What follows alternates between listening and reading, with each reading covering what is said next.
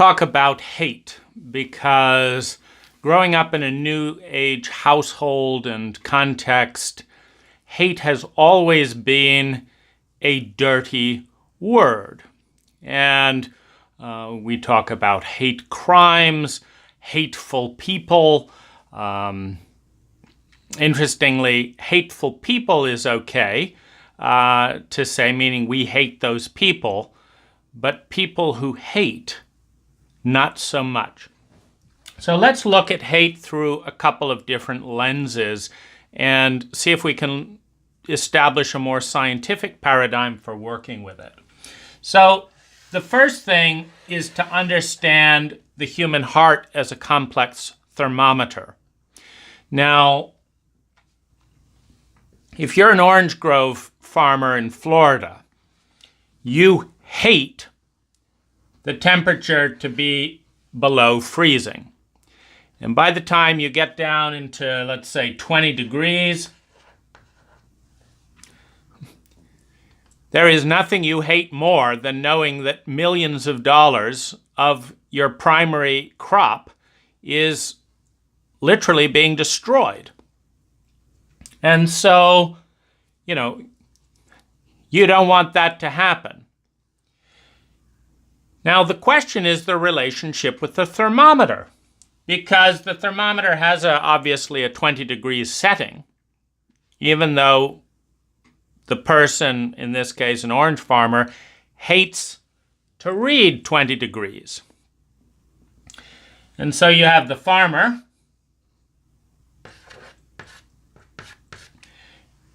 you have the thermometer.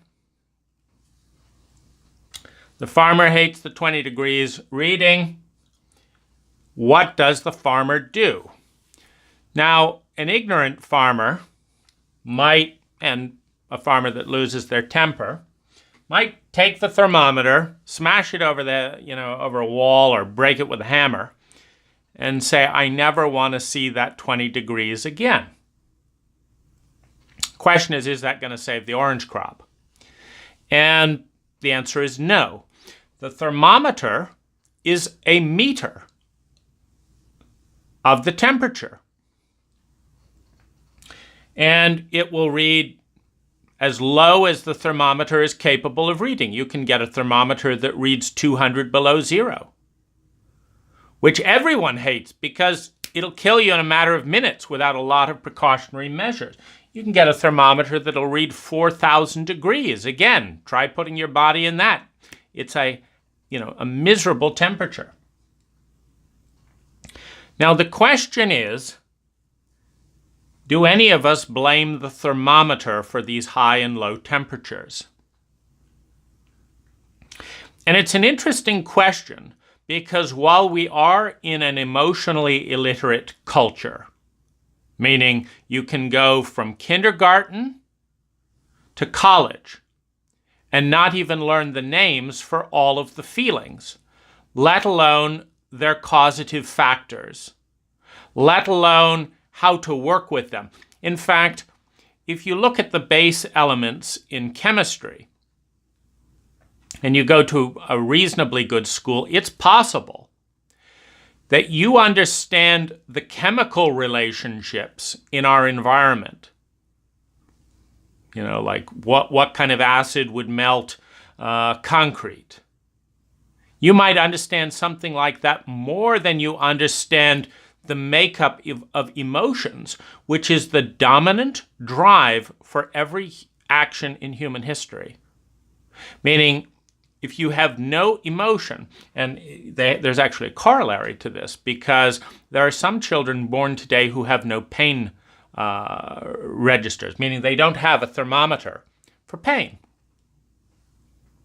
So we're not, we're born feeling cold, but we don't know it exactly. And so if we're sweating a lot, it doesn't feel as cold. And so we invented a thermometer to be more objective. But we can actually measure temperature in general terms. It feels cold out. Now, with pain, we also have, a pain subjector. If someone chops off a finger, it's going to be painful. Is it more or less painful than pulling out a nail? pulling out the nail slowly with pliers, a torture vehicle, probably more painful than a quick chop of a finger. You'd have to look at the data to know which is more statistically likely to kill you, because that's the next thing. Pain doesn't always correlate with what will kill you. But we do have these thermometers in our own body called senses, because we need to know the data in order to survive, in order to thrive. So we don't break our thermometers, and we don't attack our bodies for feeling cold. We understand, aha, I'm cold, I need to put on a jacket, I need to wear a hat, I need to get near a fire, I need to get dry. It's useful data. An intelligent orange grove farmer is going to be watching this thermometer like a hawk in difficult winter days, because if they understand what's coming and they understand how much it's going to cost them, they can take preventative measures. They can send out warm air heaters. They can cover the area in gauze netting. They can do a variety of things so that they don't lose the entire year's income for 3 days of frost. And they need this data to know what's the cutoff point. They can't just go off, it seems a bit cold, who knows? It's a scientific approach. Now, some children are born without pain nerves. And so they have no fear of pain. A kid like this will run into the corner of a glass table, cut their skin open, and just watch themselves bleed into unconsciousness, because there's zero motivation.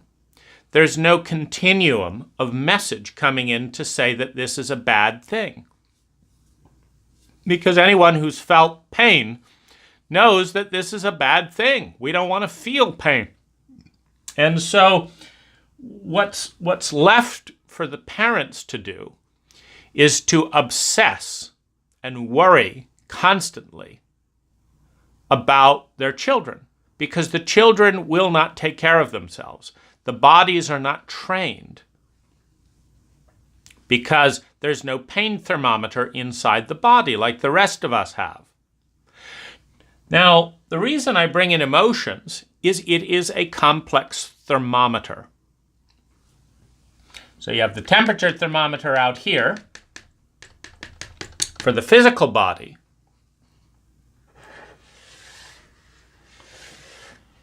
And you have the emotional thermometer right here. It's a scientific organ that measures the positive and negative terrain of the emotional body, that measures the warm and freezing temperatures of the social environment. Now, again, a fool attacks the thermometer. And admittedly, the human heart is an incredibly sophisticated thermometer. And it's really an emotometer. It's not a temperature reader, it's an emotometer. But there is a correlation. Negative emotions, positive emotions. Now, we don't cut the thermometer off at 32 degrees and say, well, we don't want to hear about negative temperatures. We don't want to hear about the below freezing or the below zero temperatures. We don't want to know if it's minus 10 degrees or minus 3,890 degrees. We don't want to know, because that's negative. We don't do that with temperature. And no scientist cuts off the metering of anything they want to study. And no scientist disconnects the meter from the environment that is being metered. In other words, you don't get to say, as a scientist, that the fact that it's 20 degrees below zero has nothing to do with the reading on this thermometer. In other words, you don't get to go to the thermometer and say, why are you being negative? You go to the thermometer and you know why it's negative. You say there's only one reason that this thermometer is reading 20 below zero, and it's because it's very cold outside. That's why. And you don't go to the thermometer and say, come on, let's be positive here. Come on, move up, move up. If the thermometer could talk, it would say something like, look, you bozo, if you want me to read a higher reading, put me in a warm place, and and the mercury will expand, and you will see a higher temperature. I don't control mercury. I don't control the expansion rate of mercury. I don't control the temperature. I just tell you what's happening in the temperature domain. So if you want me to read a comfortable 65, you've got 1,000 different ways of doing that. You can put me in a room that's 65 degrees. You can leave me out in the cold, but put a little space heater next to me that's blowing, that by the time it evaporates off and most of the heat goes up into the atmosphere, it's still, maybe you blow 90-degree heat on me, and by the time it rapidly evaporates, the net effect is 65 degrees. Or you can hold me in your hand. Or you can hold me in half of your hand and we'll go up a certain amount. Or we can do this, or we can do this. There's 1,000, in fact, 1,000,000 different ways that we can change the environment. You can put a match, you name it. But if you want the temperature to raise, you've got to raise the environmental, well, if you want the thermometer indicator to read, you've got to raise the temperature. Now, this is common sense. But it's very interesting, and we do the same with plants. If you want a plant to grow, you've got to give it the right amount of sunlight, the right amount of fertilizer, and the right amount of water. And imagine the stupidity or the ignorance of a gardener who goes up to a rose and says, grow. Grow. If you don't grow, I won't give you any water. I'm going to just cut you down. And you come back yesterday, what kind of an idiot are you? You didn't grow, I'm going to just cut you down. We're smart enough in physical domains because we're a materialist culture. And so we actually have a little bit of data there. We learn that mercury expands when this happens. And so we're not dumb enough to blame the thermometer. We may still beat it because we have instinctive limbic reactions that are much older part of our programming in the older brain. So we may throw the thing down on the floor. But even while we're doing it, the rational area of our brain is educated enough to know that that's not going to cause a thaw. So we and even the most idiotic of us know that it's absurd to bargain with a rose. If you want the rose to grow, you give it water, you give it soil, it'll grow on its own, and you don't have to shout at it. In other words, we understand the ecological relationship in play here. We understand that to change the meter, you have to change the environment that is being metered. So pretty straightforward. Now, because we are emotionally illiterate, we do not understand that the heart is a meter. We do not understand it more than it's a fuzzy science because we've gotten a lot of mixed messages. So on the one hand,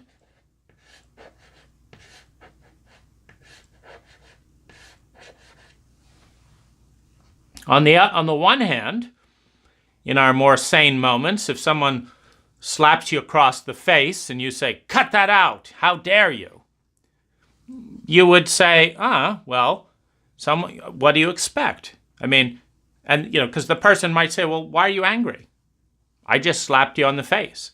But why don't you be positive about it? Most of us understand intuitively that there's a connection, that if you take 100 people and slap them across the face, you might have a few people get sexually aroused. You might have a few people that do this and that and the other, but generally, that's going to produce shock, anger, fear, something along those lines that's contracting. Why? Because pain on the physical body affects us as a withdrawal. The temperature drops in the instrument of the human heart when our physical body is suffering. And that's the point. The point is that these bodies are connected. The physical body, the emotional body, the mental body, the inner physical body and the inner environment and the outer environment are part of an ecology. So we have a relationship between the inner world and the outer world that is constantly changing. So what does this mean? We watch the news. We see other people suffering. To the degree that we have not turned entirely sociopathic, we feel bad. And this is relied upon by advertisers, of course, because when we feel bad, because we see that people are suffering in the outer environment, it's because our heart knows we are part of that system. When the farmer feels bad because of the 20 degrees temperature, I'm talking Fahrenheit here, the farmer knows that there's a connection between this temperature and frozen orange crops, and that there's a connection between frozen orange crops and no money. And that within a capitalist framework, there's a connection of no money and no social status.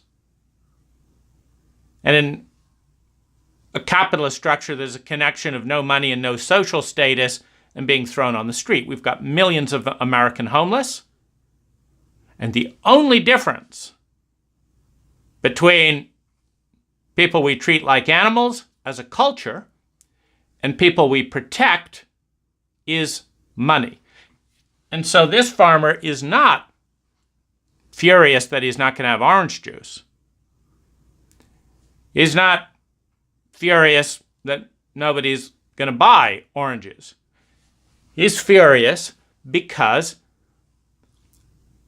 he's intelligent enough to make the relational connection between 20 degrees temperature and being on the street, shamed, and considered of no value in a culture that does not measure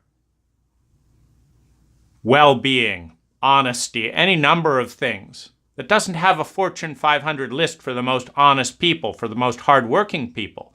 It has a list for the people with the most money. There's an understanding of that relationship. And this is a message bearer. It's bringing a message that says, if things continue this way, you and your family could be completely and utterly destitute in an environment that will punish you as a loser for being destitute. And that is a horrible thing to hear from a little device with a bit of mercury. And it's not a message that is controlled by the mercury. It is a complex message controlled by the weather, intersecting with the individual plant, intersecting with the part of the plant that is marketable, intersecting with the larger community, intersecting with commodities prices, intersecting with a culture, intersecting with a capitalist paradigm, intersecting with a history of body memories in which you have watched thousands of good people go from being high-ranking to being shunned, looked away from. Within a human context of needs in which every single human being needs, referencing Abraham Maslow, needs to survive, needs to feel secure in that survival, needs to feel love and belonging as part of the reference cue that you're going to survive and as part as social pack mammalian species.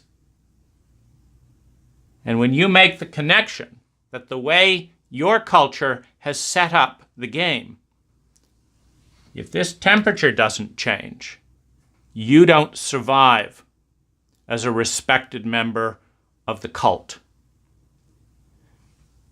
This is a traumatic message delivered by a thin piece of glass and a bit of mercury.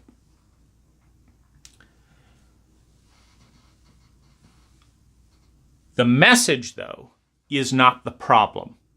The problem is the complex ecological relationship with multiple levels of the environment. Because if you're a farmer in Denmark and this is happening, you are not facing ruination and being on the street. If you're an American farmer and you've got millions at the bank, ho-ho, like farmers have been experiencing the ease and profitability of farming, but if you're an American farmer and you have millions in the bank, you understand that you've got another crop. You've got one more shot. This is your insurance money. You're going to blow that, and then you're on the streets the next time. Or if you're in a country that doesn't freeze, or if you're growing a crop that doesn't die 20 degrees below zero.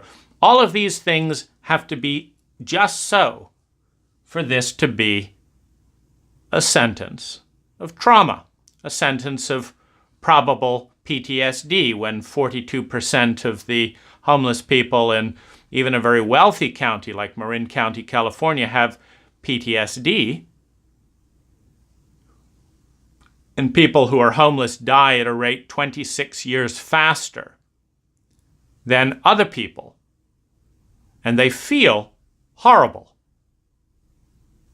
Their life shortens at a rate of 4 hours a day. For the other 21 hours, they feel horrible. So we have a meter. We have a pain meter. I mean, we do not blame the body. If you pinch it really hard or pull out a nail, we are intelligent enough not to shout at the body to stop making so much of a fuss. The body is intelligently wired. If you pull out and damage it severely, it will send out a severe signal of pain. And if you just hit it a little bit, it'll say that's not very nice. Because it isn't. It's not nice. It's not terrible. It's just not very nice. That's nice, or very nice. You know, we have, okay, that's the cues of the bodies. The issue comes when we have the human heart. Because first of all, it's not a direct up and down thermometer. The emotometer is more like a color wheel. And so you have a couple of core emotions: fear, anger, shame, joy, love, transcendence, guilt, jealousy. You know, you have a couple of core things. And then out of these core colors, it's a little bit like a TV. You may have 4,000, pixels per square inch or whatever it is, but they're generated with lots of overlay patterns of core colors. Red, yellow, blue, or different core colors. And the others are made up out of that mix. And there's 256 million colors is just one way that colors are sliced up into lots of little gradients. And there's an infinite number of emotional states. And what these states are correlating with is an environment. And so this color wheel doesn't just come out of nowhere. Feelings are generated in the following way. You have an environment, and then you have beliefs about that environment, and then you have thoughts about those beliefs and those environments. And so energy comes in. Because remember in the orange grove example, it's not just the temperature that is such a traumatic experience. It's the combination of the temperature with the amount of fruit on the line. For example, if you're just a homeowner and you have one orange tree in the garden, you are not staying up at 2 a.m. and checking the temperature. You're just curious, are you going to get oranges that year or not? It's not a big deal. You'll buy some at the store if you don't get them in the garden, and if you do. So this is all environmental interdependence. So you're looking at the fact that you've got a sole crop of $20 million out there in the orange field, which is a completely different reference and scale. And you're looking at things like, is the house mortgaged to fund those crops? How leveraged is the farm? Will the farm be lost? What does that mean for father's love? Don't lose the farm if that's your father's last words. Then what's hanging on that is not just millions. What's hanging there is, am I a good son? And then what does that mean to you? If you're in a patriarchal Christian family where the patriarch is the God, and where your father managed to hold on to the farm and his father held on to the farm, you see, this is meaning something very different. And every one of those contextual realities affects the reading that your heart is going to give of that data. Is it just bits of paper? No, it's not. These are bits of paper, money, that an entire country pivots around.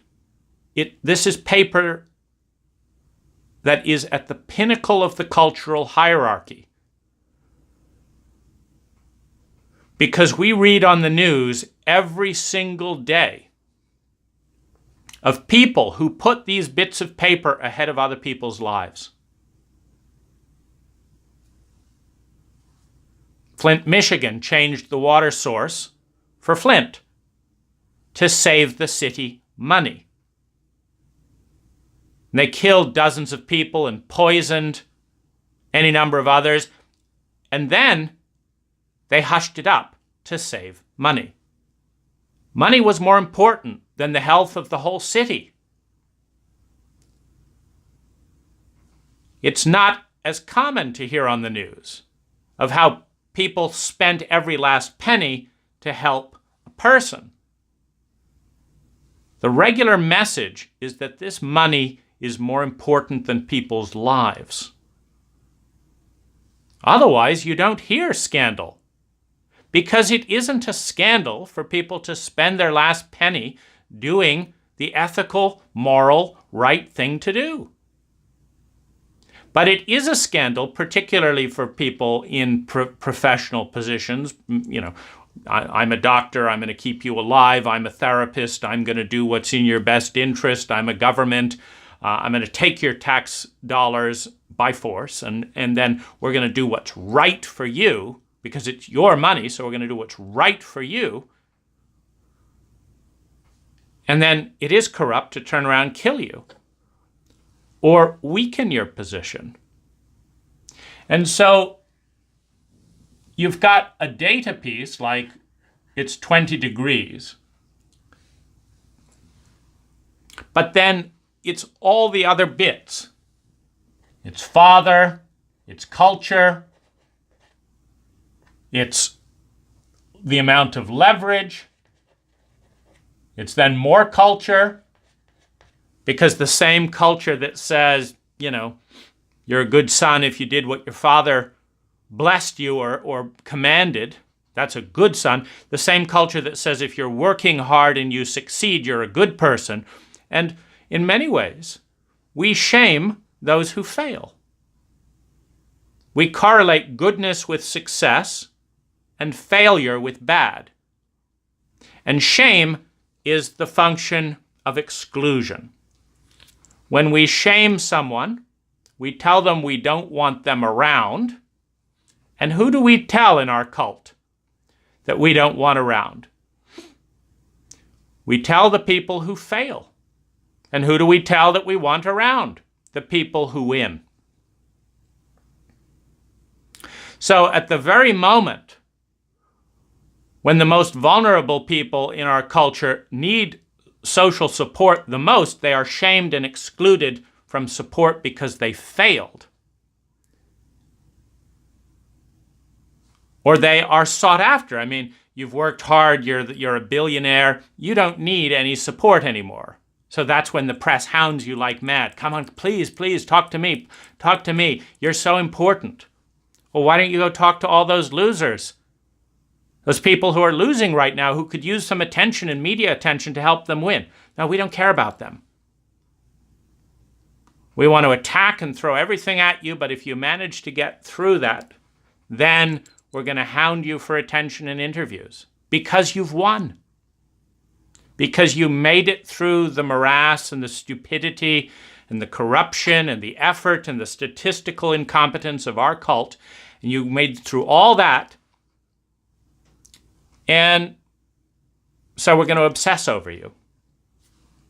You're famous. You've won. So it's many, many, many layers of culture.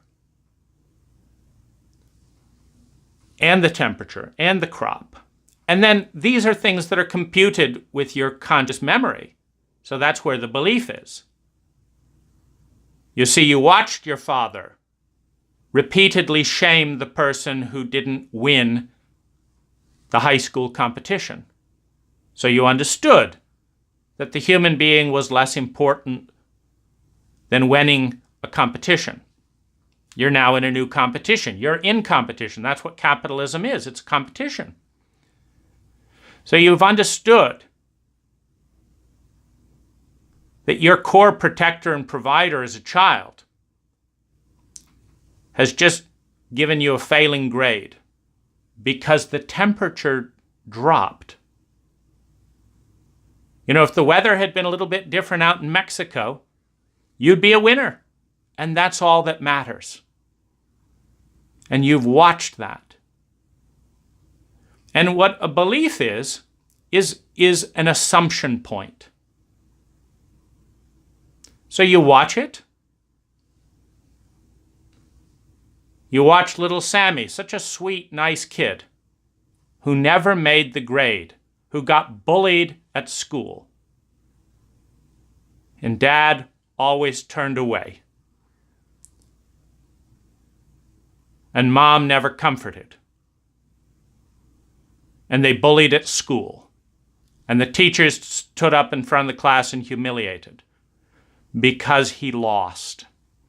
Because he wasn't born with an extra 30 pounds. Because he got used to failing by the time he was 5. and everyone punished him for the rest of his life. Well, that has an impact on your beliefs, the foundation and assumption of what's going to go on based on what you've seen go on in this cult. Beliefs are formed in the cult based on the most intense emotions and based on survival drives and environmental factors. You form the beliefs that will keep you alive, secure, and moving towards love and belonging and self-esteem in this cult. You don't form beliefs in abstraction. If you understand that you're going to get an extra helping of your favorite dessert, you're going to get smiles and toys from mom, and you're going to get little looks, and when dad needs one guy to help and go shopping, that you're going to get the sidekick gig if you get an A. But if you get a B minus, You see, it doesn't matter the fact that it's a rigged system. It doesn't matter the fact that you're never going to use algebra a single day in your entire life. You see, it doesn't matter. It's like cards. They're pointless. So you got 4 kings. Wow, your house is going to stand up stronger. Your food is going to taste better. No, these are cultural inventions. Why am I less of a person because I got a C in a skill that if anyone was looking out for me, I wouldn't even be learning? I'd be learning sales. I'd be learning programming. I'd be learning entrepreneurial skills. I'd be learning investing. I'd be learning about compound interest. I'd be learning about keeping my body healthy in a highly chemicalized environment. But not one of these titans, one of these adult figures around me, gives a damn about what I need to learn to survive. But they do give a damn about looking good to the other parents. And so if my dad can brag that his child got an A, or whichever child will give him that bragging rights, we could give a shit about your future. I want my right to brag. So you gave me my little one-uppance. You gave me my little superiority with Bill. He's always had a truck, he's got the biggest wheels and all. Well, my son got an A. You gave me that son, so you get to drive with me. Yeah, I don't need you. Wow, algebra's that important, is it? No, of course it's not. It's the payoff. It's the parental agenda. And the same is true you take the school level. I mean, why, if the principal is so concerned about raising children, why isn't he deleting 80% of what's being studied and teaching 80% of the things that children need to survive and grow and thrive in this environment, and learning what their talents are and helping them understand how to build a house and building useful skills? Why isn't the principal worried about that? Because it's not about the kids. The principal is graded in their own arbitrary thing, where the regional manager is doing the same bully tactics with the principals. Who's going to make me look good in this district? You're going to get an extra few million. Fuck the kids. Fuck the fact that they need to be learning entrepreneurial skills. Fuck the fact that that's not even the right method to learn. Fuck the fact they could be learning something useful like Chinese. Fuck it. You make me look good? Here's an extra few million for you. And the little scandal goes on in your district, well, we won't look into it too much. We've all got to look out for number one, not the kids. You have a few thousand of these experiences and you develop beliefs. These are reference points, the little islands that you reference. So a new bit of data comes in and you say, okay, I've grown up around sociopathic, narcissistic teachers, parents, you name it. What, based on what they've done before, what are they likely to do? And there's a lot of focus in New Age circles about having good beliefs and changing your beliefs, and your beliefs create your own reality and all this. You want the beliefs that accurately predict the behavior. I remember when my parents were getting divorced, I was doing work with the channel Lazarus at 13, 14, 15, 16 years old, and so I would do my little meditation. I believe, because beliefs create your reality. You create your own reality, not your parents. Beliefs create your own reality, and so change your beliefs and your reality will change. So I'm there, it's like, I'm lovable and I'm a good person. It hasn't stopped my parents abusing me. I'm lovable and I'm a good person. They're still abusing me. I'm lovable, I'm a good person. I believe I can be happy. I'm still stressed out that my parents are getting a violent divorce. I believe I can be happy. No, the shouting hasn't stopped. For years, I believe. You see, the beliefs that are relevant are the beliefs that are going to accurately predict the reality in the environment that you are in. Because if you believe or work on your beliefs to change the fact that a bully who has always bullied the most vulnerable people in your school and who has always been ignored by the teachers, who have always shamed the people who go crying to them because they don't want to deal with it, because they don't like the father of the bully, who's a bully to the teachers. You see? Where do you think the bully picked it up? So dad comes in with his loaded revolvers, sneers at the teachers, and lets them know in no uncertain terms that they are under threat if they challenge his son. Well, no one intervened to help them about that before because dad's a good contributor, or maybe a bud with one of the state politicians.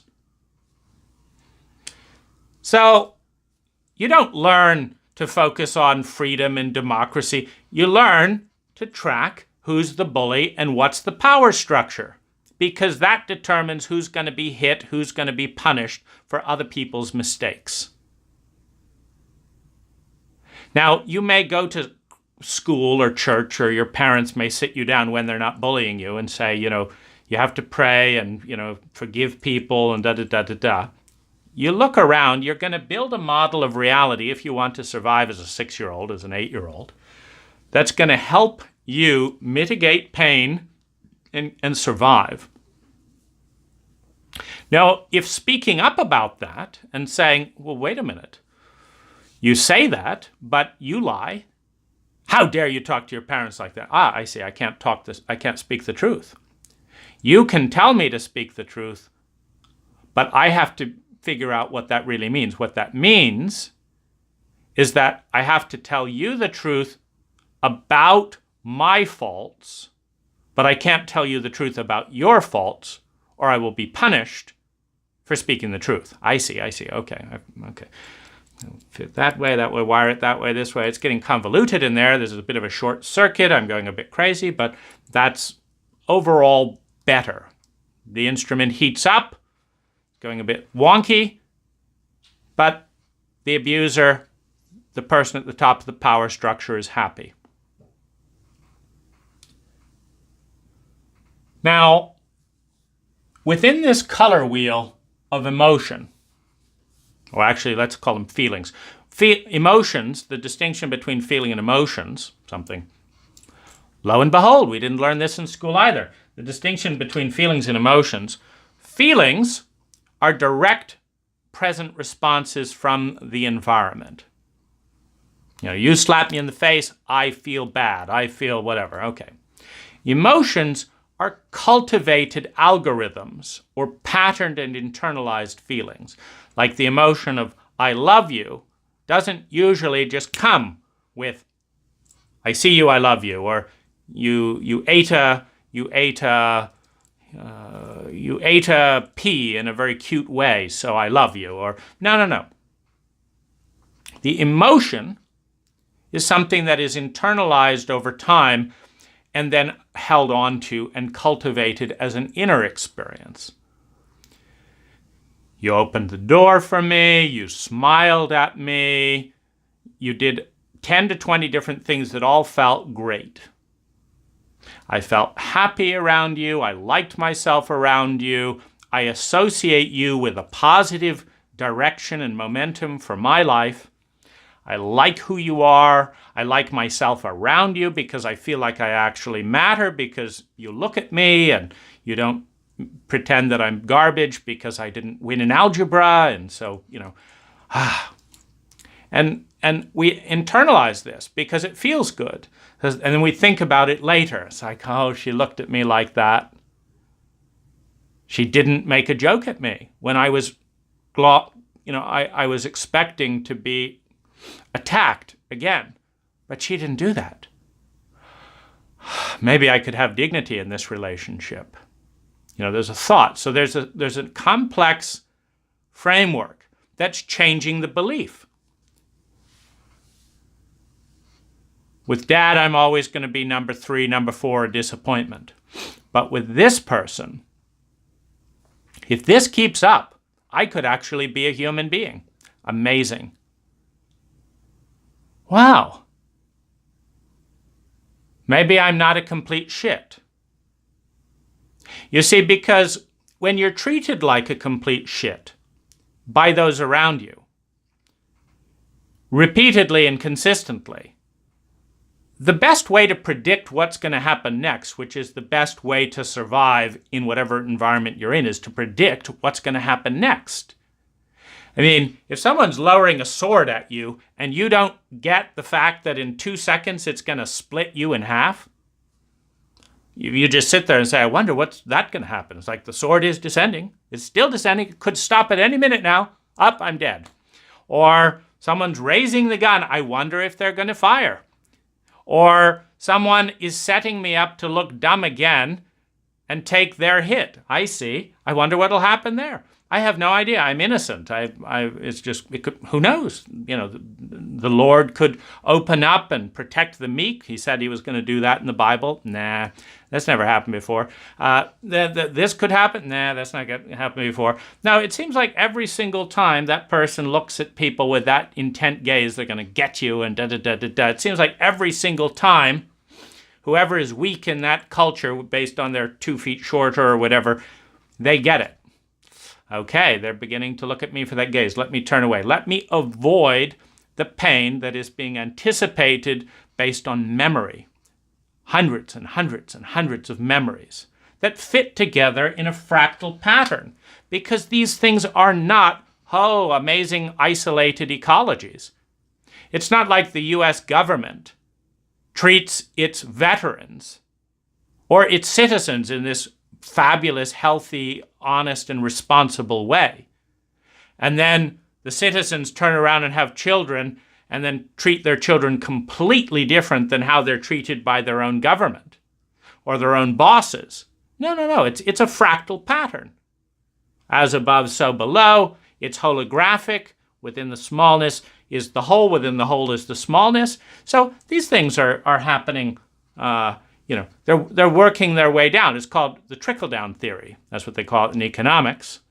Give us billions and tax breaks for our billions, and some of it will trickle down to you. Trickle-down theory in psychology would be learn to treat your politicians healthily and treat them better than you treat anyone else, and then some of that will trickle down to you, except we do the exact opposite. We argue to give our billionaires tax breaks, but then we pillory our politicians right and left and can't stand them, and we don't expect that to trickle down. Anyway, it's a matter of survival, how accurately you predict other people's behavior. You see a bullet coming to you, and you say, I wonder what that'll happen. My psychic powers could blow it up any minute now. Up, I'm dead. Or you say, oh my gosh, they're beginning to pull the gun. Let me get out while I still can. Well, the beliefs that work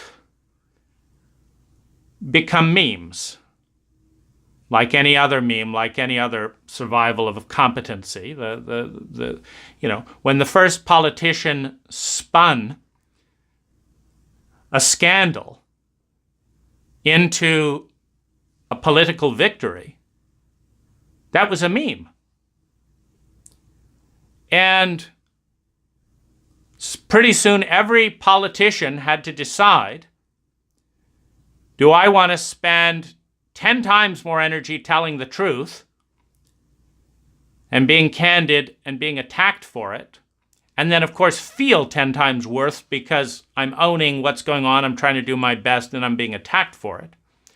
Or do I want to spend 1/10 of the energy lying and getting away with it and make a little quippy joke that everyone remembers the joke and then just smile because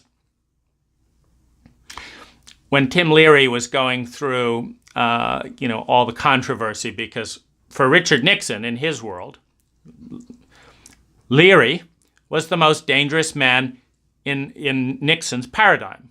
So, of course, since Nixon is narcissistic, the most dangerous man to Richard Nixon, someone who thinks outside the box, someone who has transcendent experiences, someone who doesn't want to burn another country alive with napalm. I mean, talk about environmental greenhouse effect. I mean, when's the U.S. going to take some responsibility for burning a country? It's like, nah, we don't want to show up at the climate, reduce our emissions. We preserved the right to produce more garbage per capita than any other human being in history of humanity, and produce more CO2, and do this, and it's just what we want to do. We're the biggest bully around in a paradigm where most people abandon the victim because it's easier. That's what kept the 6-year-old alive. So these little packets of belief are algorithms that give you a quick expectation. So data coming in, if you had a tease of a brother who loved to scare you but never hurt you, then when you saw the sword descending, you'd stay there and you'd smile because then the joke would be on him because you'd know he'd never hurt you. The belief that's useful then is, my brother's going to threaten me, but he's never going to hurt me. Why? I've never seen him hurt a single person. He's never hurt me, and he threatens us 2 or 3 times a day. Okay. The belief, my brother's going to threaten me, he's not going to hurt me, is a useful predictor of behavior. Because if I run and call the police 3 times a day for a threat that has never materialized, I'm going to fail more than if I just smile and get on with my day. Now, the belief is useful to the extent that it does predict behavior. If you meet someone who looks a bit like your brother, who's a murderous sociopath, and he starts pulling a gun on you, and you just smile at them because you think, well, he's going to do this, but he's never going to hurt me. And the person takes a shot, nearly kills you. You may never be able to deal with your brother's little jokes again, because the memory of almost dying is going to be mingled with the belief. You've got a merged reality. When you're a Vietnam vet and you've watched your best friends be mown down like flies from this particular bang sound, and a muffler goes off 20 years later, and you're back in the trenches, and your best friend is dead and you feel like shit and it's the most intense emotion of your life, it's just a muffler. And you've relived that experience. You build the beliefs based on the deepest emotional charges. And the deepest emotional charges come from light charges repeated thousands of times and building up in a particular pathway. It's like a river. You can have a single flood in 1 year with 1 billion gallons rushing through in rocks, and that'll carve out a deep channel. Or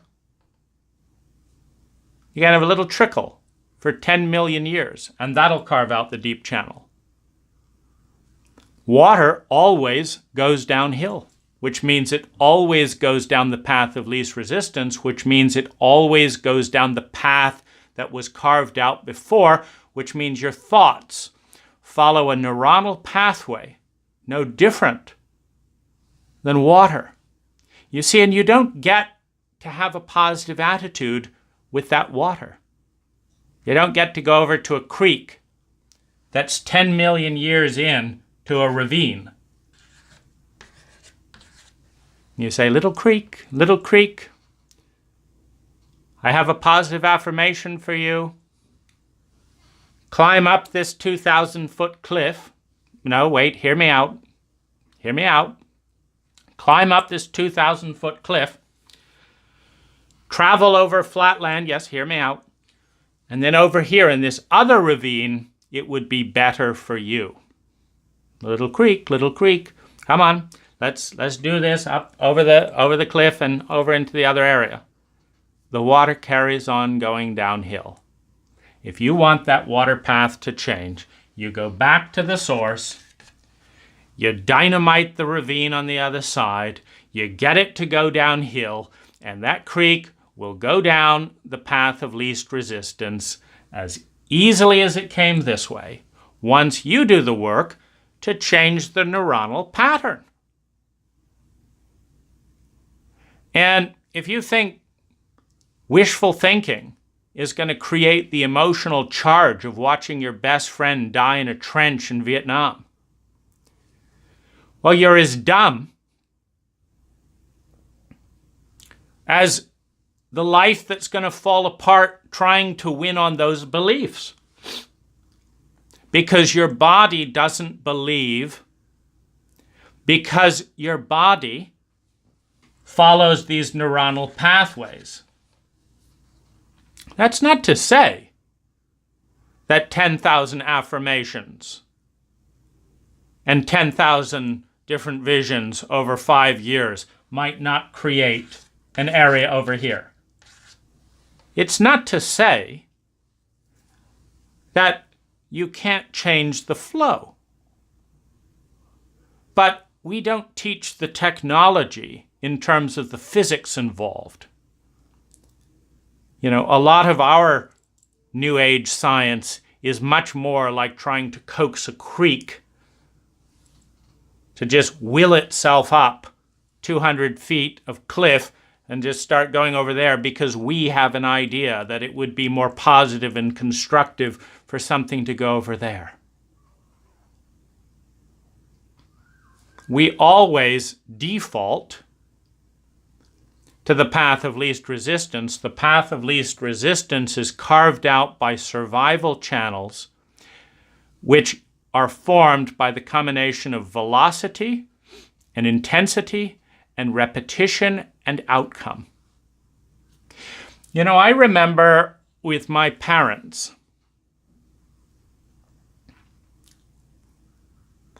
trying to figure out the algorithm that would get me attention without hatred. And I was a pretty conscientious kid. I didn't lie. I didn't like lying. I felt bad about that.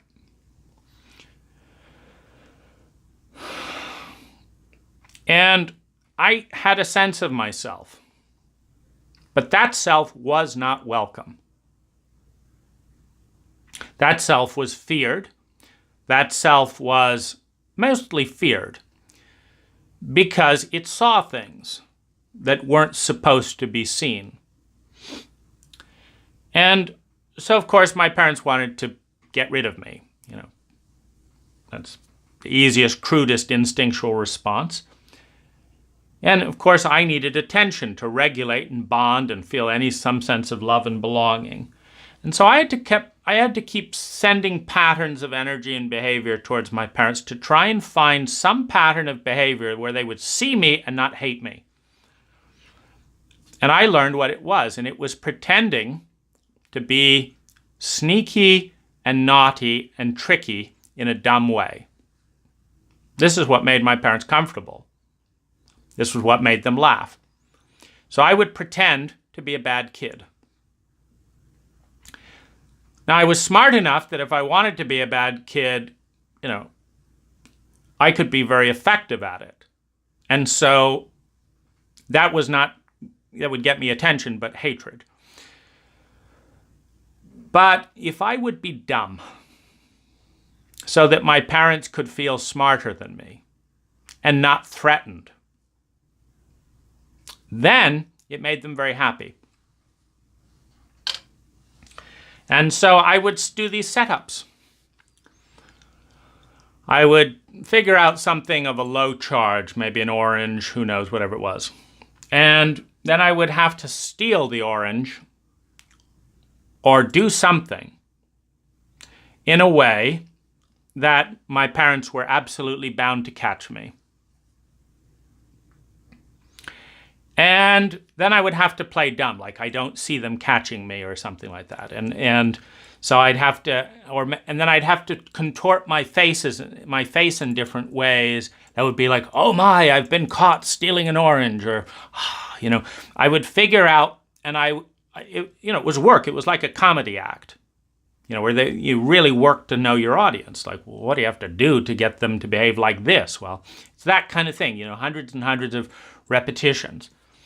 And I finally found the code that made both of my parents pay attention, that made both of my parents laugh, that made both of my parents not absolutely hate me, and that created an emotional rapport, the golden pinnacle for every child. I finally figured it out. It was a wheedling, manipulative, incompetent, absurdly dumb criminal mastermind. Let's just call it that. Like the version of the incompetent, naughty child. And this would give my parents no end of pleasure. We could even share a bond because they never did their own rules. Like my mother would say, no ice cream, and then I'd find her in the kitchen sneaking ice cream. So the trick was to kind of play this game where I'd also be found in the kitchen eating ice cream, and it would be our little secret there. And then, I'd also be doing this, and so we were children.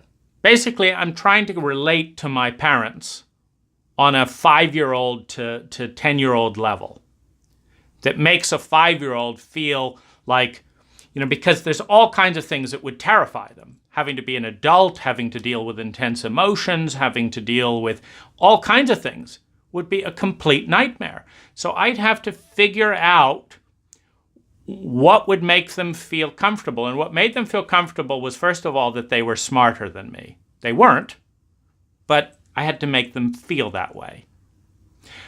I also had to make them feel that I wouldn't point out their stupidities and stuff. So I'd have to pretend, and one of the best ways was to be involved. If you want to make a criminal feel comfortable, you commit the crime with them.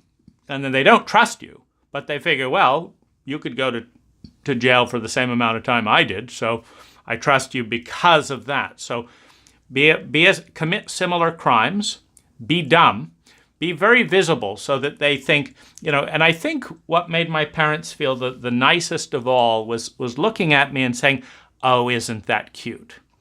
He's not as smart as us, but one day he'll be able to sneak and lie and steal as cleverly as we can. Oh, they were so clever. And then, but for now, he's just a little tyke, a little harmless, naughty person, Isn't that cute? And so that's, I had to get them in that vein where they could see themselves, see that they were superior, see that they weren't threatened, see that they had to engage in some way. So, like, they might even enjoy the fact that I was breaking their rule or whatever, but they'd have to pretend to be adults and parents. So they'd say, don't do that. And then they would, be pleased with each other. And I would see them be pleased with each other, that they were the authoritarian parent. And so I would give them those little perks, because when you can associate pleasure with yourself as a child, so like the parent that says, don't you ever do that. And I say, oh, Daddy, I'm such a bad boy. Oh, I'll never do it again. Because that's the thing that makes him feel superior to Mom, or to oh my goodness, you put the fear of God into that child. And he's like, yes, that's me. I'm the great parent. If you can give your parents a few hundreds of those types of payoffs, where they get to feel grandiose, they feel very fondly of you. They're almost like, why don't you misbehave again so that I can grandiosely punish you so that everyone sees how important I am? Because I feel very small and I don't quite know how to socialize and stuff, but I sure know how to be, this. So why don't you give me that again? And so, what a child learns to endear themselves and bond with the parent or the abuser or the authority figure is they watch the face constantly in the full cycle. So you realize that, okay, so they put on an angry face, but they're really enjoying it. And then they're very happy for the next 5 minutes. And they're almost boasting. And then all the neighbors, and they're looking at me, and they're looking at me. So you get attention, and it's positive attention. And the neighbor and the parent is in a grandiose state after that. So they are not going to threaten the relationship. They need you. In fact, they need a misbehaving child so that they can do that at the next party. And then there was the dumb things. Like my father would set me up to be dumb at parties. He'd play jokes at my expense, knock-knock jokes. First of all, they didn't give us a TV. No radio, no media, right? So, of course, we know absolutely nothing. Well, this allowed my parents to feel superior at our expense because, I remember my father would do a knock-knock joke. And he'd say, Dane, I'm going to teach you a knock-knock joke. What's a knock-knock joke? Well, whatever it is, I'm going to teach it to you. So tell me this. Say, knock-knock. And I'd say, okay, knock-knock. And he'd say, who's there? And you're supposed to say Ike. Well, Ike who? Ike and Tina Turner. And this was and then my father would enjoy the fact that, of course, we never heard. We didn't listen to music. We were completely dissociated from the culture, part of Rudolf Steiner's idea of separating children from media. So this was funny on two levels. My father could look important. My father could look smarter than me. And then, you've done such a lovely job with Waldorf. Your kids don't even know who Ike and Tina Turner is. Isn't that sweet? Yes, we've got to hand it to you. You've really embraced the philosophy of anthroposophy in the wonderful sense of the word. So isn't that lovely? So I'd play my little performance and be humiliated, but would be earning positive feedback. Meaning my father would feel more kindly towards me after humiliating me because he got to feel good. And that's part of the deal. You've got to earn the good feeling. And when you've got parents in an intergenerational abusive template, one of the best ways to earn good feelings is to let them reenact the abuse on you, and also to lie about it, not to pretend that it's ruining your life and going to set you up for $100,000 of therapy, which it did. But no, it's no problem. Let the abuser abuse you and then pretend that it had no impact. It's like, oh, no, I enjoy being humiliated by my dad. Really? It's no big deal. It's great. Why don't you do the other humiliation joke where you lead me up on the table and do this and this and this, and then all your friends can laugh at me? See, here I am, my father's humiliation puppet. When you learn that this keeps you alive, well, it's a natural default. So you go out into the world, you find some relationship you need as a power dynamic. You need a certain amount of goodwill. How would you like to humiliate me? How would you like me to behave so that you look superior to me? Because we all know that that's what people in this culture like to do. And so these beliefs are healthy reference patterns, and you've got to find them out. I mean, you might find, oh, this person likes to feel superior by hitting you, and this person likes to feel superior by catching you doing something naughty, but the other one doesn't like that. And this one likes to feel superior by having you look scared and run away. Okay, so you've got a nice social bond with all those three people, and you've got three models of reality that predict behavior successfully. So it's not just the data. The data is so-and-so is walking towards you in a determined, with a determined glare in their eyes. You got to figure out all the memories, split second, and figure out what your best survival pathway is. Is it to run? Is it to do this? Is it to do this? Or something else. And these are the belief packets. And you will survive if you predict these beliefs healthily, meaning effectively, meaning, yeah, you're right 85% of the time. That's about my average, 85%. That's a great average. It's a great betting average. If you're right and you take bets 80% of the time, you've figured out what's going on. And so, of course, I expanded this to larger adults, around, in the community, 13, 14, 12, 10, in that range. And became, this is a very important skill to figure out what's going to allow for a high-profile relationship, because you've got to learn regulation skills and you've got to exist. That's a very core skill. So then, and you've got to exist on the terms of the person with the biggest mass. The biggest mass determines the gravitational orbit. The Earth doesn't get to have the sun go around the Earth. The Earth is going to go around the sun. So it's really a negotiated relationship. I can't get you to go around me. I'm 6 years old. I'm 10 years old. But what's a way that I have to gravitate around you? But what's a way that I can at least get something out of it, is, I guess, the best way to put it. Now, the dominant persona in me is going along with this. The dominant persona in me is going along with this. Why? Because the dominant persona needs to keep the body alive and not feel under siege and under threat by giant bullies. It's perfectly simple.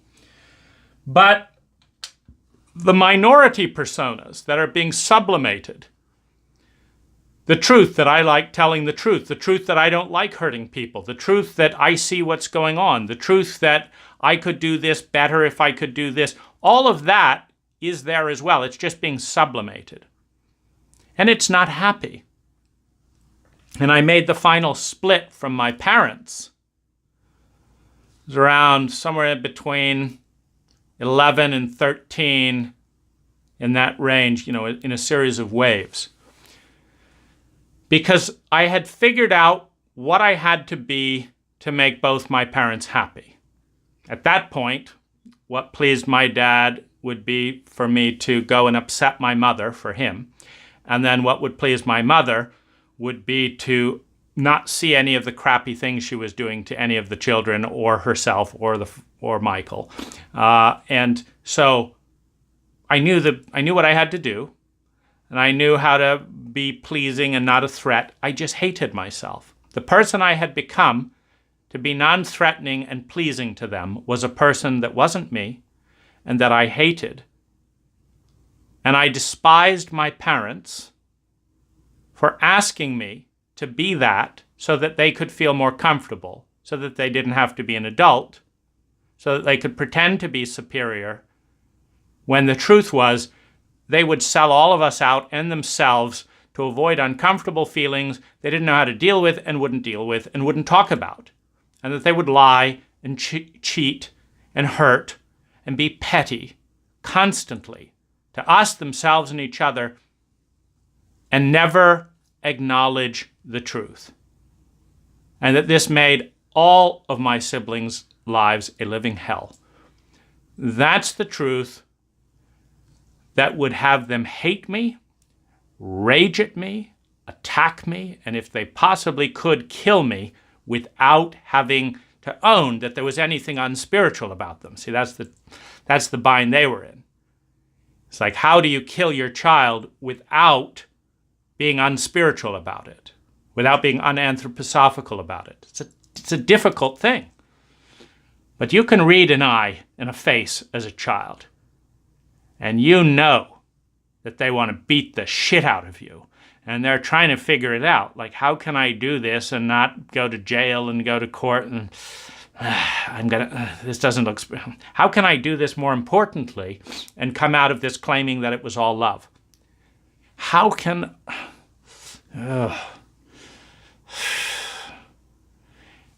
And this is where the shame dump, of course, occurs, because all of the inadequacy of the parent is passed on the child. That it's you, I'm a good parent and we love you, and then, it's you, it's all you, and I wouldn't even be thinking these things if it wasn't for you, and you ruined our life, and dump all of that on the child. It's too heavy for a young psyche to carry, and they can't fight it off and say, you fucking cowards. You fucking incompetent idiots. It's not enough that I've had to watch this for 13 years. It's not enough that I've had to distort myself into this level of stupidity. It's not enough that I've adapted myself into someone I hate that isn't me to make your cowardly little programs feel comfortable. That's not enough. You're going to blame all that on us and we ruined your life? It's like, what a fucking kid. We're dealing with a 6-year-old. I'm 13 years old and I'm twice your age. You fucking cowards. You can't say that to the parent because all the good Christians around, they'll be furious. Don't upset the program. The priest that's fucking your kid really is the teacher of God. Don't upset the status quo. They're all children. They can't stand dealing with the truth of a 13-year-old. And so they don't. They fume, they have tantrums, and more often than not, the 13-year-old knows they don't have it in them. The 13-year-old knows the fucking parents would flake out in a few minutes if they had to deal with the truth. And that it couldn't be repaired, that the parent would not be able to live with themselves if they saw the truth through the 13-year-old's honest eyes. So the parent says, how you doing? How you doing? And the 13-year-old says, you don't want to know. I'm fine. That's what you want to hear. I'm fine. Really? It's fine. I'm here for you if you want to tell me the truth.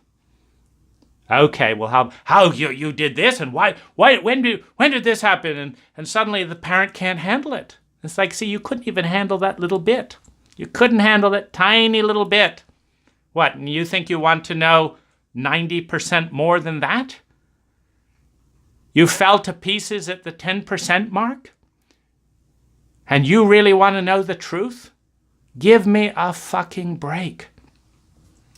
And for the teenager, you see, we're starting to get into the terrain of hatred. Not fully, but it's getting near.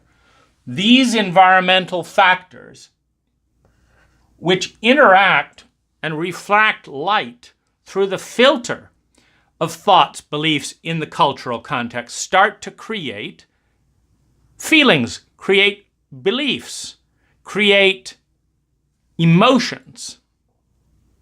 You see, the emotion of loathing or hatred takes time to build. It takes time, just like love. It takes time. It takes maybe watching your 6-year-old brother crying themselves to sleep so that your parent can look good to themselves. And knowing that your parent would do the same to any innocent child forever because they don't have the maturity to take the hit to their own ego. You listen to those cries. You think about what you know to be expectable from your parents. You think, well, I could, of course, tell them, and then they would hate me and punish me and fear me and attack me. And I'd have to back down because everyone around would back up my parents because they're cowards. Or I could go and talk to the priest and they'd tell me to forgive my parents and da-da-da. Or I could tell the Waldorf teachers and they don't want to hear about it because they'll just lose their salaries if they become the voice, if they become the messenger of the truth that the parents don't want to hear. Then the teachers in a private school just lose their salaries. So they're scared because they're always telling them in the faculty meetings, we need more money. How are we going to take care of these children if we don't have more money? So hard to get this. Oh, we can't get this. There's private schools. And got to keep these parents happy. And the absurdity is this is supposedly for the children. But the children are sold out again to protect the teacher's salary by protecting the parents' lie. Well, this will get you thrown out of, all your teachers will hate you if you tell them that. If you tell do-gooder Waldorf or do-gooder spiritual teachers this kind of stuff, that you'd willingly sell me out as your student in a heartbeat to protect your little delusion that you're this magical school that's nothing to do with the rest of the culture and all that. And that if you want to prove it, all you have to do is come and live in my house for a day, or actually back me up, or look at the expression on my face, or look at the expression on my siblings, or talk to us about any of this and back us up. And we'll be kicked out of the school because my parents are never going to pay teachers to tell them how to parent. But you'll be one adult who actually stood up to my parents and validated once the reality we've been living for decades. How about that?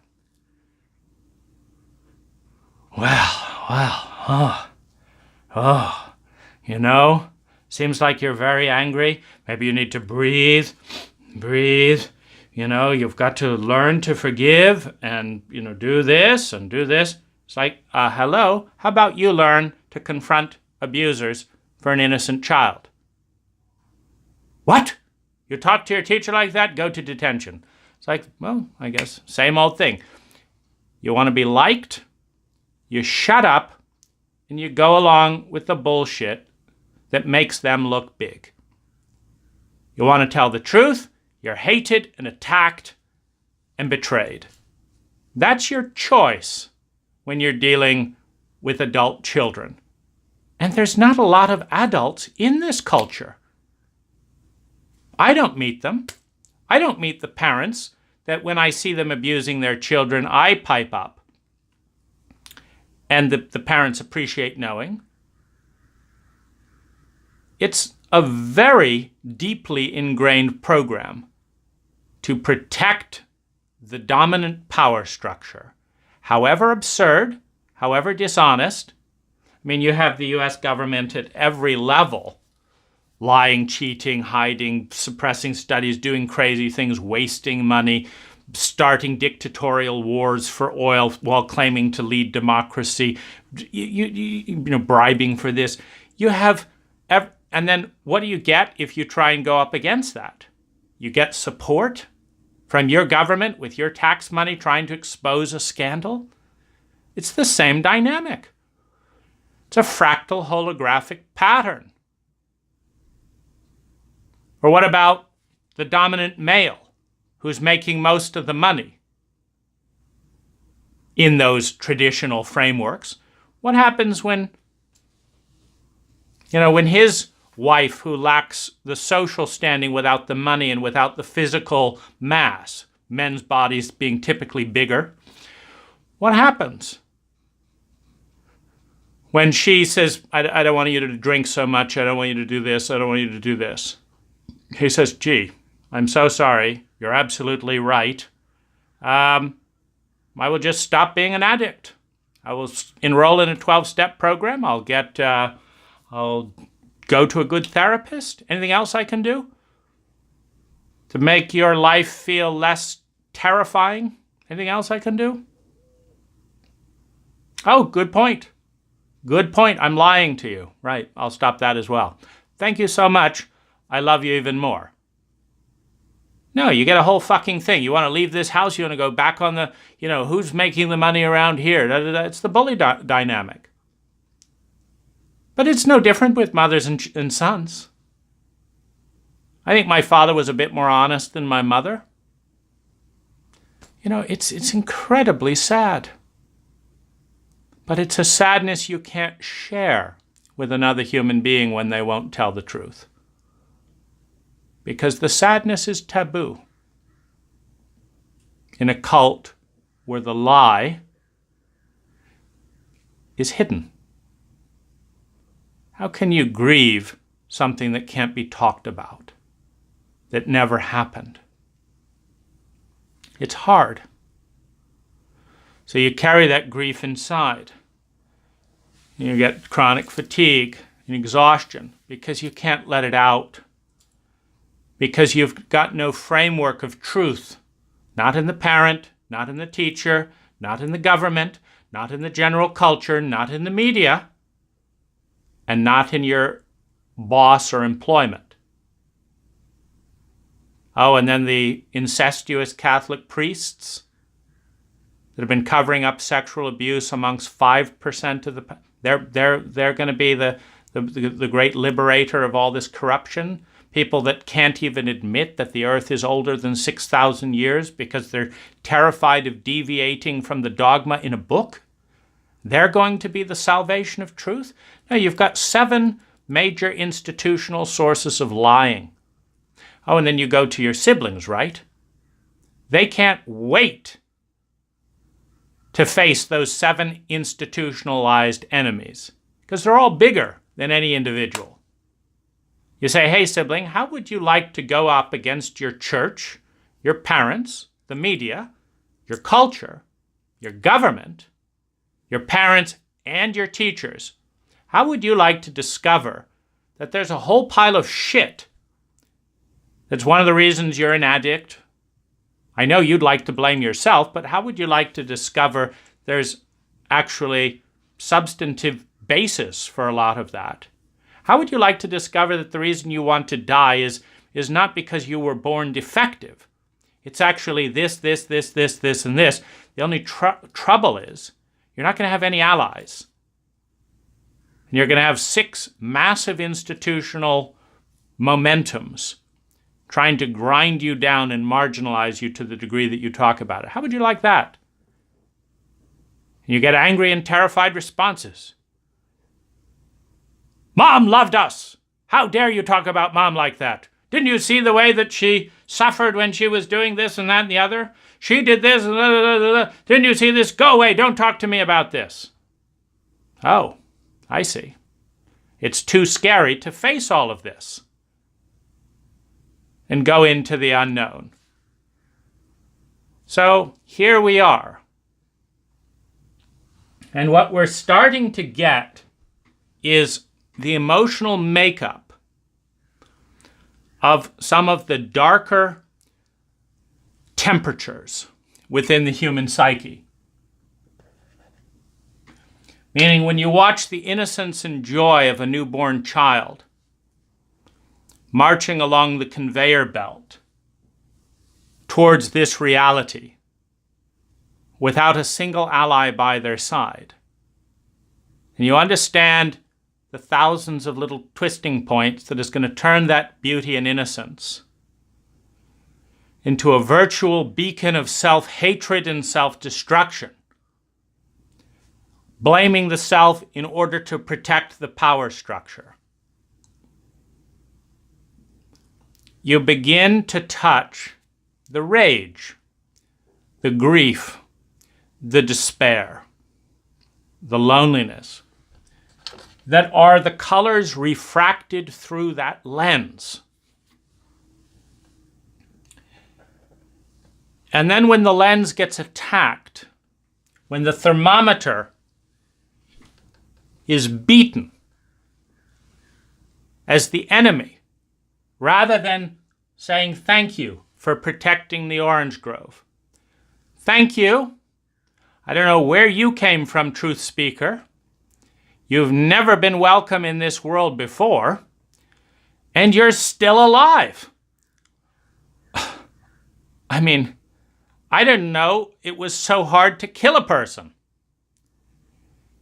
You took 20,000 beatings from Dad. You took 20,000 beatings from Mom. You took constant avoidance and fear from all your teachers. You were lied to and afraid, and then your peers' parents, they didn't like you.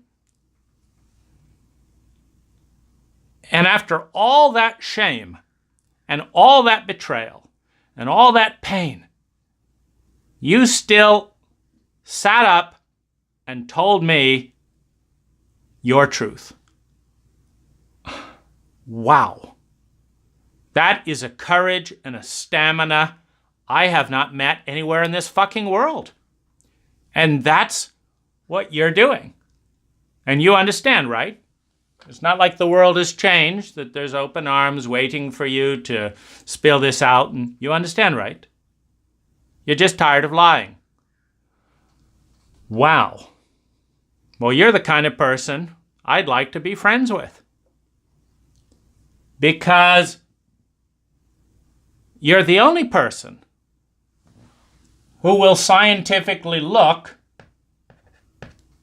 at what's at the core of some of these dark colors. And more importantly, what kind of an environment induces things like helplessness and hatred and rage and pain and a numbness and a dissociation that's so complete that it doesn't really matter whether you live or die. Because you're not living either way. And no one will water the bulbs. No one will water the daffodils. No one will sing for the flower that wants to grow on the graveyard of lost truth. They'll all turn away in shame,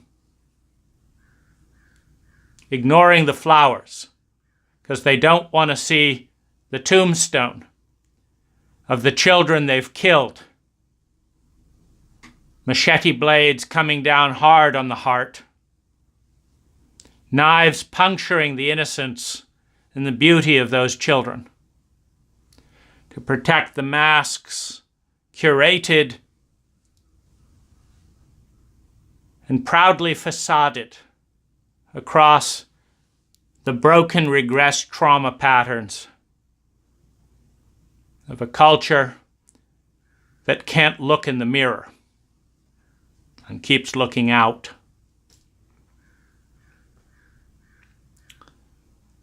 And yet you're still here. The bulb bursting through the asphalt of these foul and barren lands,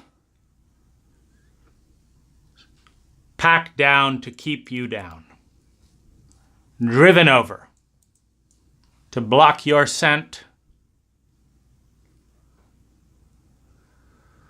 dismissed in the arrogance and chauvinism of wouldn't it be nice to smell the flowers, those little feminine things. But of course, we're much too important, making our weaponry for the day. So it would be nice, but of course we won't do it because we all know that making money and telling lies is more important.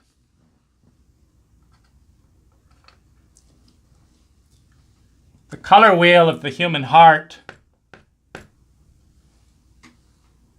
is a meter that tells us about the environment through the lenses of the physical stimulation in the present,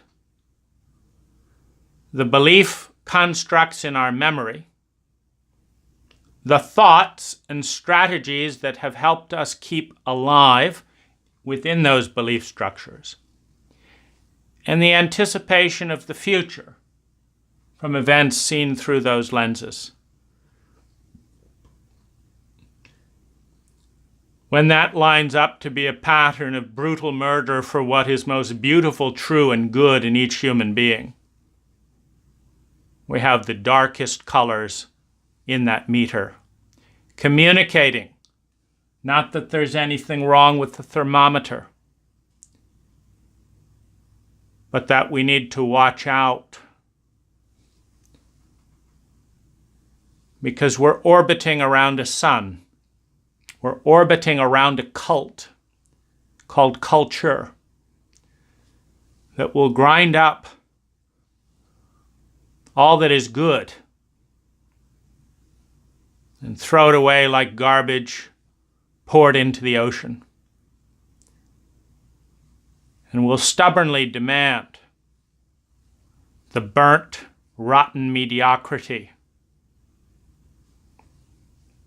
of its benchmarks to get ranking, to avoid the ominous waves of hate, envy, bitterness that get dumped on those outliers that show another way.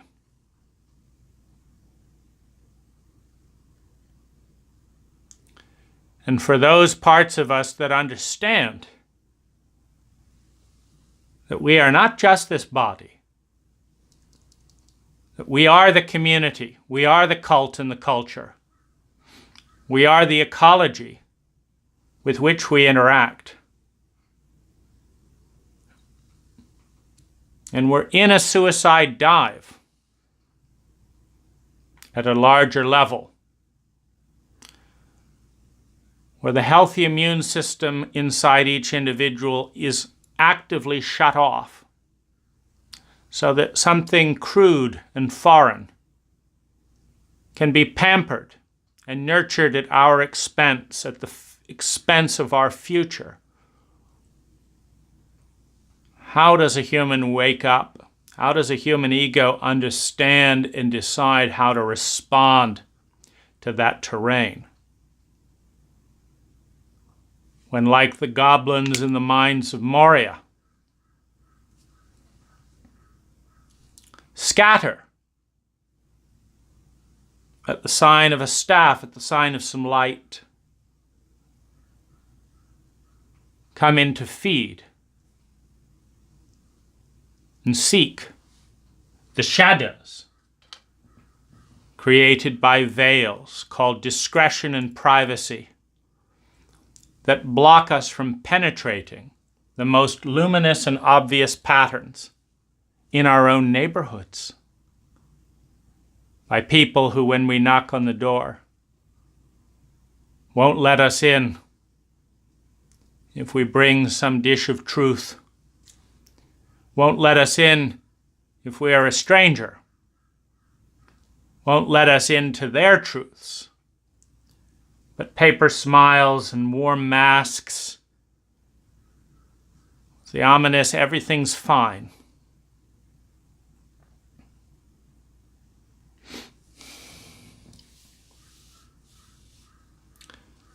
The emotional meter tells us the temperature in Technicolor of our environment. And it's cold out there. And it's not the thermometers that are broken. It's the ability to create heat, to create and revitalize the cult with a love that is deep enough to embrace the truth. I want to honor you for being with me in this journey. It's an exciting dive. It's an exciting dive into the deep and beautiful regions of our psychic waters, to explore new permutations of our probability fields, new dances with the resources in play.